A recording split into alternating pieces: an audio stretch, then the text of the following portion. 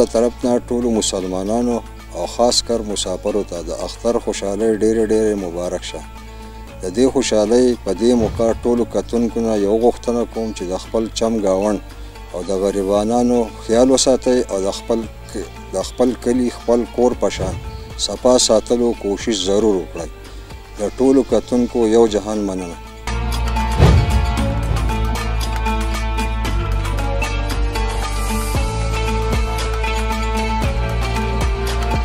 زما له طرفه ټول امت مسلمه ته د لوی اختر ډېر مبارک شي.